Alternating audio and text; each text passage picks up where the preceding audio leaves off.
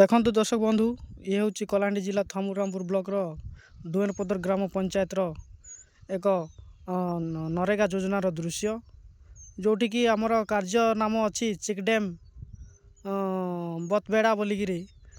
ଆପଣଙ୍କର ଆର୍ଥିକ ବର୍ଷ 23-24ରେ ଯାହା ହେଇଛି, ତାଙ୍କର ଯେଉଁ ବିଭାଗୀୟ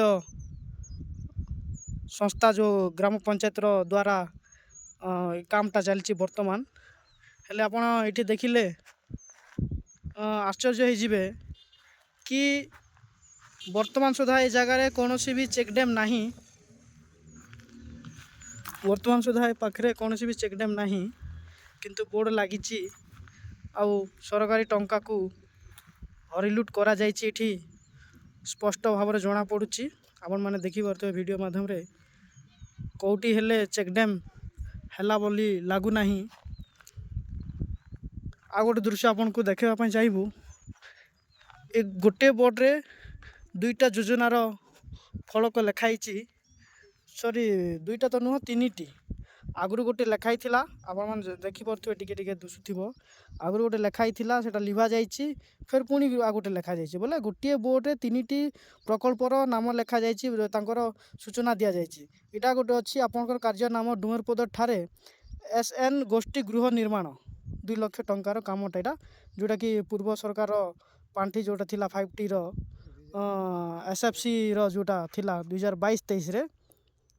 ଏଇଟା ବି କାର୍ଯ୍ୟନିର୍ବାହୀ ସଂସ୍ଥା ଆପଣଙ୍କର ଗ୍ରାମ ପଞ୍ଚାୟତ ଗ୍ରାମ ଆପଣଙ୍କର ଡୁମେରପଦର ଯେଉଁଟା ଅଛି ଦେଖନ୍ତୁ। ହେଲେ ଆମେ ତ ଜାଣିପାରୁନୁ କେଉଁଠି ଆପଣଙ୍କର ଗୋଷ୍ଠୀ ଗୃହ ହେଇଛି। କାହିଁ ଆପଣମାନେ ହେଲେ ଦେଖନ୍ତୁ ଥରେ ଭିଡ଼ିଓକୁ, ଆଉ ସେ ଗୋଷ୍ଠୀ ଗୃହ କେଉଁଠି ଅଛି ଆପଣମାନେ ଆମକୁ ଟିକେ ଖୋଜିବାରେ ସାହାଯ୍ୟ କରନ୍ତୁ। ଆମେ କାହିଁ ଖୋଜି ପାଉନୁ ଏ ଜାଗାରେ। ଦେଖନ୍ତୁ କେମିତି ସରକାରୀ ଟଙ୍କା ହରିଲୁଟ୍ ଚାଲିଛି। ଏ ହେଉଛି ଡୁମେରପଦର ଗ୍ରାମ ପଞ୍ଚାୟତର ଦୃଶ୍ୟ। ଏଇଠି ଇଟା ଭାଟି ଖାଲି ଅଛି, ଯୁଆଡ଼େ ଆଖି ପକାଇବେ ସିଆଡ଼େ ଇଟା ଭାଟି ଅଛି। ଏ ଜାଗାରେ ବୋର୍ଡ଼ କରାଯାଇଛି ଆଉ ସରକାରୀ ଟଙ୍କା କେମିତି ଲୁଟ୍ କରାଯାଇଛି ଏଠି ସ୍ପଷ୍ଟ ଭାବରେ ଜଣାପଡ଼ୁଛି। ଯଦି ବି ଆମେ କହିବା, ଯଦି ମାନେ ସରକାରୀ ଅର୍ଥକୁ ହେରଫେର କରିନାହାନ୍ତି, ତେବେ କାହିଁକି ଏମାନେ ଗୋଟିଏ ଜାଗାରେ ଗୋଟିଏ ବୋର୍ଡ଼ରେ 3-3ଟି ପ୍ରକଳ୍ପର ତାଙ୍କର ସୂଚନା ଦେଇଛନ୍ତି? ଏଇଟା ଗୋଟେ ବଡ଼ ପ୍ରଶ୍ନ ଉଠିବାର ସ୍ୱାଭାବିକ। ଆପଣମାନେ ଦେଖିପାରୁଥିବେ, ଦେଖନ୍ତୁ। ତ ଆପଣମାନେ ବିଚାର କରନ୍ତୁ, ଥାମୁରାମପୁର ବ୍ଲକରେ କେଉଁଭଳି ଭାବରେ ସରକାରୀ ପଇସା, ସରକାରୀ ଟଙ୍କା ଅପବ୍ୟବହାର କରାଯାଉଛି କିମ୍ବା ଲୁଟିବାରେ ବ୍ୟସ୍ତ ଅଛନ୍ତି ଏଠିକାର କିଛି ଲାଭକର ଆପଣଙ୍କର ଜନପ୍ରତିନିଧି ହୁଅନ୍ତୁ କିମ୍ବା ଠିକା ସଂସ୍ଥାର କର୍ମଚାରୀ ହୁଅନ୍ତୁ।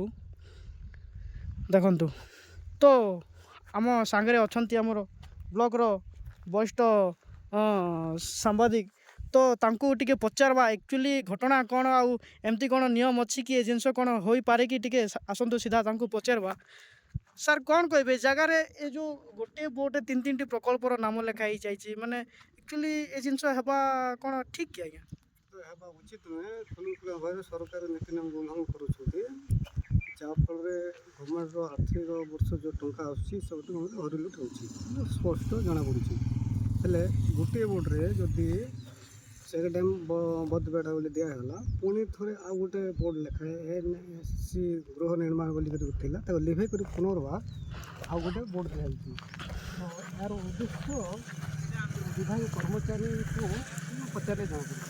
ତ କାର୍ଯ୍ୟ ନାମ ଡୁମେରପଦର ଠାରେ SN ଗୋଷ୍ଠୀ ଗୃହ ନିର୍ମାଣ, ଅଟକଳ ପରିମାଣ ହେଲା 2 ଲକ୍ଷ ଟଙ୍କା। ଏଟା ଅନୁଦାନ ହେଲା, ପାଣ୍ଠି ହେଲା 5T SFC ୟୁନିଟେଡ଼ରୁ ଆର୍ଥିକ ବର୍ଷ 2023 ଦିଆହେଇଛି ବୋଲି ଲେଖା ହେଇଛି। ତ ଏଠାରେ ପ୍ରଶ୍ନ ଉଠୁଛି, ଯେକୌଣସି କାମ ଯେଉଁ କରାଯାଏ, ଗୋଟିଏ କାମରେ ଗୋଟିଏ ବୋର୍ଡ଼ ଦିଆଯାଏ, କିନ୍ତୁ ଏଠି ତା'ର ବ୍ୟାହତ ଦେଖିବାକୁ ମିଳିଛି 3ଟା ବୋର୍ଡ଼ ପ୍ରମାଣ ମିଳୁଛି। ତା ବାଦରେ ଏଠି SN ଗୋଷ୍ଠୀ ଗୃହ ନାହିଁ। ଆଉ ଗୋଟେ ପୂର୍ବରୁ ମଧ୍ୟ ଥିଲା, ସେ ଗଭର୍ଣ୍ଣମେଣ୍ଟର ପଇସାରେ ଏକା ସେ 5T ମାଧ୍ୟମରେ LSN ବୋଲି ଆଉ ଗୋଟେ ଗୋଷ୍ଠୀ ଗୃହ ସେଟା ଲିଭେଇକି ନୂଆରେ ଆଉ ଗୋଟେ ବୋର୍ଡ଼ ଦିଆଗଲା। ତ ଏଠୁ ବୁଝାପଡ଼ୁଛି ବିଭାଗୀୟ କର୍ମଚାରୀ ଓ ସ୍ଥାନୀୟ ଜନପ୍ରତିନିଧି ତଥା ସର୍ବସାଧାରଣ ଜାଣି ଏଭଳିଆ କରୁଛନ୍ତି ନା ନ ଜାଣିକି କଲା ଭଳିଆ ନାଟକ କରୁଛନ୍ତି। ତଦନ୍ତ ସାପେକ୍ଷ ଅଛି ଆଉ ତଦନ୍ତ କଲେ ତାର ସତ୍ୟାସତ୍ୟ ପଦାକୁ ଆସିବ ବୋଲି ଆଶା କରାଯାଉଛି। ତ ଶୁଣୁଥିଲେ ଯାହା ଆମର ବରିଷ୍ଠ ସାମ୍ବାଦିକ ଆଜ୍ଞା କହୁଥିଲେ କି ଉପକାର ଭାବରେ ଏ ଜିନିଷ ହେବା କଥା ନା ନାହିଁ, ଗୋଟେ ବୋର୍ଡ଼ରେ 3-3ଟି ପ୍ରକଳ୍ପର ନାମ ଲେଖା ହେବା ମାନେ ତାଙ୍କର ନିୟମରେ ଅଛି କି ନାହିଁ ସେ ଯାହା କହୁଥିଲେ। ତ ଦେଖନ୍ତୁ ଆଉ ବିଭାଗୀୟ ଅଧିକାରୀଙ୍କୁ ଆମେ ଅନୁରୋଧ କରୁଛୁ, ବ୍ଲକ ପ୍ରଶାସନକୁ ଅନୁରୋଧ କରୁଛୁ ଏଥିପ୍ରତି ଦୃଷ୍ଟି ଦିଅନ୍ତୁ ଆଉ ଏହାର ଉଚିତ ତଦନ୍ତ କରାଯାଉ। ଆଉ ଯଦି ବା ଏଠିକା କାମ ହେଇଛି ତାହେଲେ କେଉଁଠି ହେଇଛି, ତ କେମିତି କାମ ହେଇଛି, ସେ କାମ ସଠିକ୍ ହେଇଛି ନା ଭଲ ହେଇଛି ନା ଖରାପ ହେଇଛି, ସେ ତା'ର ତଦାରଖ କରନ୍ତୁ। ଯଦି ବା କାମ ହେଇଛି ତାହେଲେ ଏଠି କାହିଁକି ବୋର୍ଡ଼ ମରାଗଲା, ସେଠି ସେ ଜାଗାରେ କାହିଁକି ବୋର୍ଡ଼ ହେଲାନି, ଏଇଟା ବି ଗୋଟେ ଆମର ପ୍ରଶ୍ନ ନିହାତି ଉଠିବା ସ୍ୱାଭାବିକ ଅଛି। ତ ଆମେ ଅନୁରୋଧ କରୁଛୁ ବ୍ଲକ ପ୍ରଶାସନକୁ ଏଥିପ୍ରତି ଦୃଷ୍ଟି ଦିଅନ୍ତୁ। ଗ୍ରାମ ପଞ୍ଚାୟତ ନିର୍ବାହୀ ଅଧିକାରୀ ଯିଏ ଅଛନ୍ତି, ସରପଞ୍ଚ ମ୍ୟାଡ଼ାମ୍ ଯିଏ କି ସାର୍ ଯିଏ ଅଛନ୍ତି, ସ୍ଥାନୀୟ ସମିତି ଯିଏ ଅଛନ୍ତି, ଆମେ ଅନୁରୋଧ କରୁଛୁ ଏଥିପ୍ରତି ଦୃଷ୍ଟି ଦେବାର ଆବଶ୍ୟକ ଅଛି। ଯଦି ବି ଆପଣମାନେ ଜାଣି ଚୁପ୍ ରହିବେ ତାହେଲେ ବି ଠିକ୍ ନୁହଁ। ସରକାରଙ୍କ ପଇସା ଏପରି ଭାବରେ ଅପବ୍ୟବହାର କରିବାର ଉଚିତ ନୁହଁ। ତ ଆମର କର୍ତ୍ତବ୍ୟ ଥିଲା ଆମେ ଆମର ଭିଡ଼ିଓ ମାଧ୍ୟମରେ ଏ ଜିନିଷକୁ ଲୋକଲୋଚନକୁ ଆଣିବା ପାଇଁ ତ ଆମେ ଚେଷ୍ଟା କଲୁ ଯାହା ସମ୍ଭବ ସେ ଜିନିଷ ଦେଖାଇବା ପାଇଁ। ବାକି ଆପଣମାନଙ୍କ ଉପରେ ରହିଲା।